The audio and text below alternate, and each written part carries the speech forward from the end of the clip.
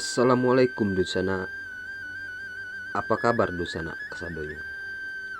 Kali ini pastinya kita akan kembali membahas seputar fakta unik, sejarah, budaya, tokoh, dan mitos seputar Minangkabau.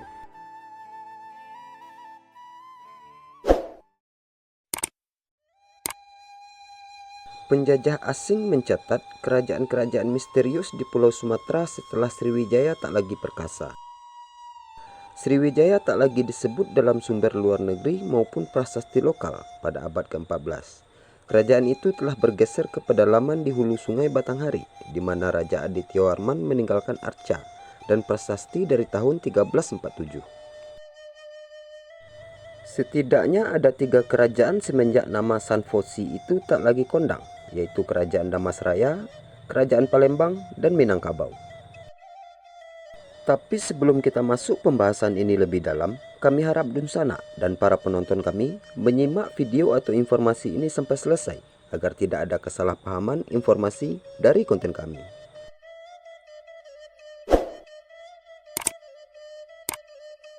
Menurut sejarawan Slamet Muljana, dalam runtuhnya kerajaan Hindu Jawa dan timbulnya negara-negara Islam di Nusantara, Kerajaan Minangkabau didirikan oleh Adityawarman setelah berangkat ke Sumatera pada 1339. Sebelumnya sebagaimana disebut Prasasti Manjustri 1341 Masehi, di Candi Jago dia menaklukkan Bali bersama Gajah Mada. Sebenarnya Adityawarman adalah putra Majapahit, keturunan Melayu. Dia keturunan Mahamantri Adwayawarman, darah Melayu dari darah Jingga, putri kerajaan Damasraya. Namun Adityawarman tidak berhasil menjadi raja di Damasraya, tempat kakeknya memerintah. Di sana sudah ada raja keturunan Tribuwana Raja Mauliwadama Dewa.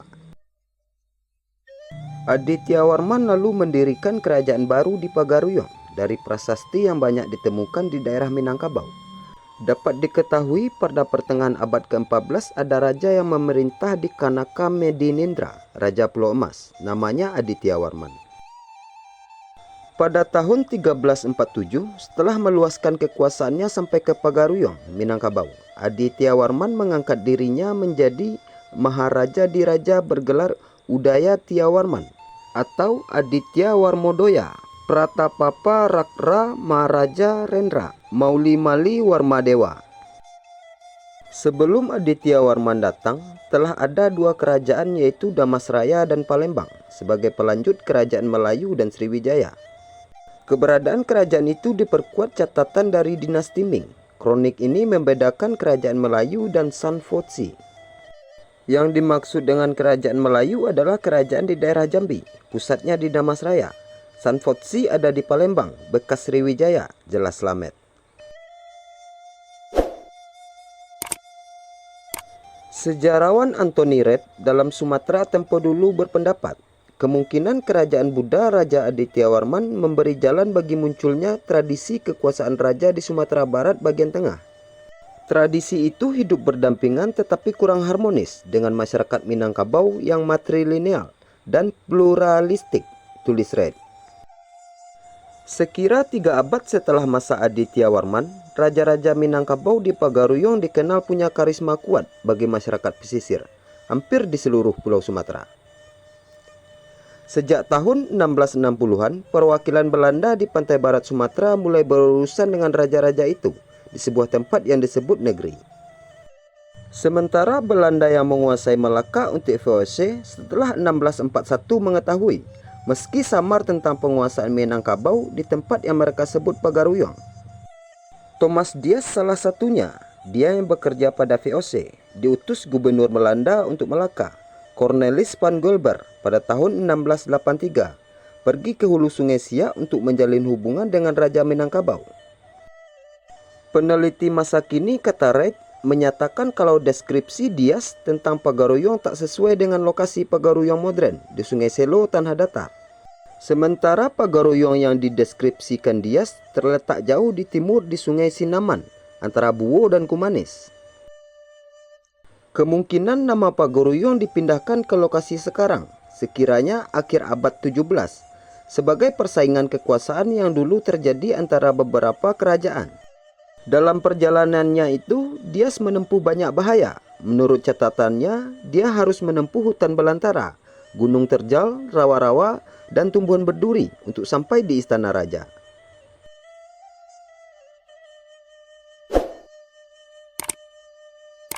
Catatan Marco Polo. Pada masa yang lebih tua, keberadaan kerajaan-kerajaan selain Sriwijaya dicatat pula oleh Marco Polo.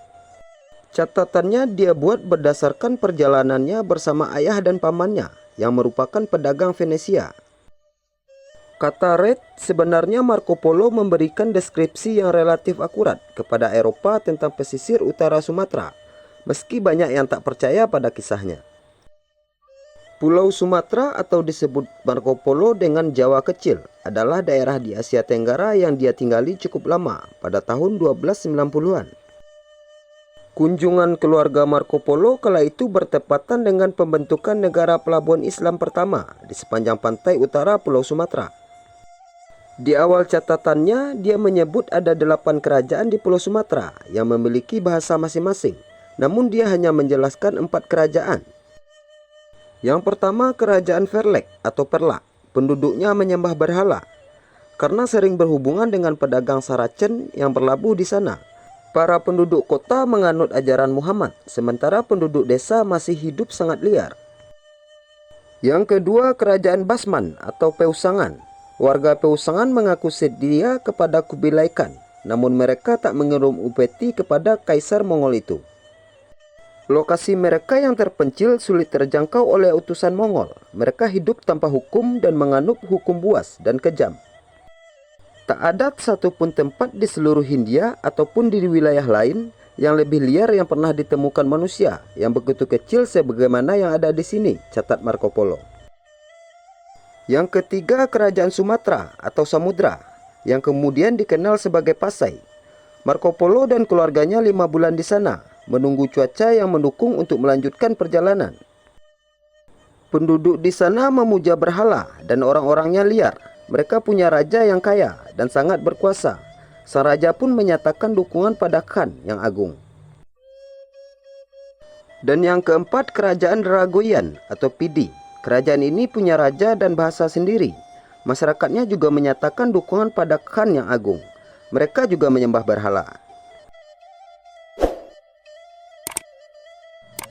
Keadaan Pulau Sumatera sudah berubah ketika Ibnu Battuta sampai ke kerajaan Samudra Pasai pada tahun 1345. Kota yang dia catat dengan nama Sumatra itu sudah diperintah seorang sultan. Mereka punya kadi dan ahli hukum. Sang sultan juga sudah rajin beribadah. Sebuah kota yang besar dan indah yang dikelilingi dinding dan menara-menara kayu, ujar Battuta dalam catatannya yang disusun 10 tahun kemudian dalam perjalanan kembali ke Maroko.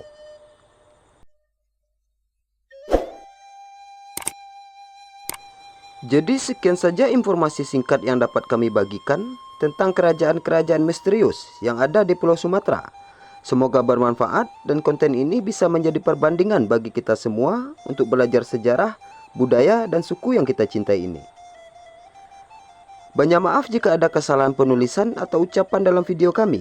Untuk para penonton kami, konten kami hanya bersifat informasi. Tidak ada kata pasti atau data valid dalam konten ini. Kami harap kita semua bisa lebih selektif dan bijak dalam menerima informasi.